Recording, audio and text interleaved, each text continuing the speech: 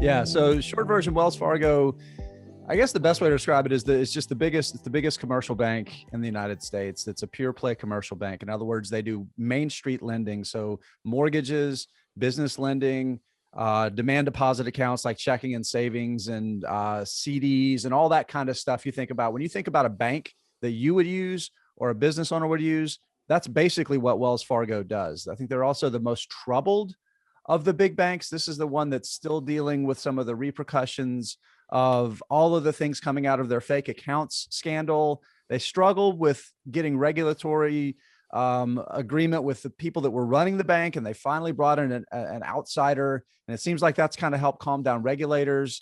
A lot of the kind of the noise in the background has subsided, but I think it's created a really interesting opportunity in this bank that is very well run, and I think they've addressed a lot of their cultural problems. Next up is Bank of America, Matt. Yeah, so first of all, Wells Fargo does have a small investment banking division. Their PR people always reach out to correct me whenever I call them purely a commercial bank. Fair enough. Fair enough. Yeah, they got that with Wachovia, right? Yes, that's right. It came along with the Wachovia acquisition. That's right. Yeah, so they do have some. Bank of America is more of a universal bank, which means they have both commercial banking and investment banking operations. They are not the biggest bank in the market by market cap, at least. Anand's going to get to that one next, I believe. But they do have the leading deposit market share in the U.S. in terms of consumer deposits. They are the number one small business lender in the U.S. They're the number one auto lender for prime credit borrowers. They lead in a lot of categories. So they're not the biggest bank, but it's not by much. They do have a big investment banking division, a big wealth management division. Merrill Edge has been wildly successful since they acquired Merrill Lynch during the financial crisis. The bank has about $3.5 trillion of client balances between deposits, investment accounts, and so on. So it's a big universal bank. They do pretty much everything. Any type of banking product you could ever need, you could probably find it through Bank of America. Right on.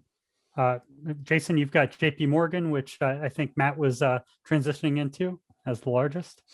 So JP Morgan Chase is the big boy, right? This is the largest universal bank in the US, with very, very large commercial and very, very large investment bank operations. So does all of those things really well. And we saw in its last earnings report that the strength and the size of its investment bank really paid off, because in downturns and economic downturns, when there's turmoil and uncertainty, a lot of times those investment banking operations can kind of help pick up some of the lift when commercial lending isn't necessarily as strong. This is just a weird dynamic period where this is a company that's actually getting a lot out of both of those divisions. And I would posit, particularly for a company this size and this complexity, it may be one of the most well-run businesses in the United States, full stop. Like, I mean, that's a bold statement, but I'd be willing to say that might be the case with JP Morgan Chase. Oh, sounds like a future The Rank. JP Morgan versus other sectors. I love that idea. Write it down. Writing it down. Next up is Citigroup. I've got that one. Jason was talking about Wells Fargo and how they're kind of in a bit of a turnaround right now. Citi's always there. They're always one of the ones in turnaround. They're also the most international of these banks, even more so than Goldman Sachs. Citi's business is pretty evenly split between North America and the rest of the world. And it's got a well-known consumer bank. Many people are familiar with its credit cards, but it gets about 2-to-1 sales from its quote-unquote institutional clients group, which is Wall Street stuff. So Citigroup, pretty international, pretty diversified. Next up is Matt, which Goldman Sachs, which is not yet that diversified, but is getting there. Yeah, so Goldman Sachs is the closest thing to a pure investment bank out of these five. Up until the financial crisis, it was pretty much a pure investment bank.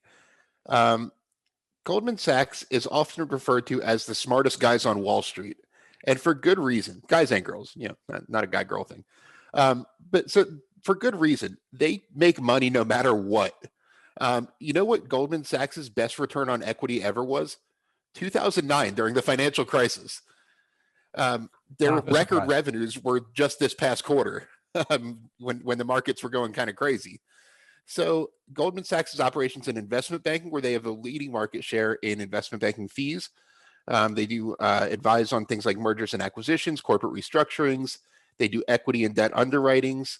They do corporate lending. A lot of times you'll hear like companies backed by Goldman Sachs. That's kind of what that refers to.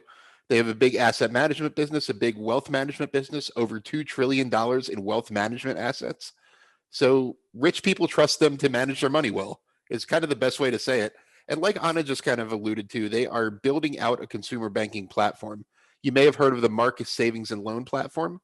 Goldman's also getting into consumer banking by way of credit cards. They were the Apple Card was their first big credit card product. They recently acquired General Motors credit card business. They're really kind of jumping into the consumer banking space head on, but it's still a pretty small part of their business at the moment.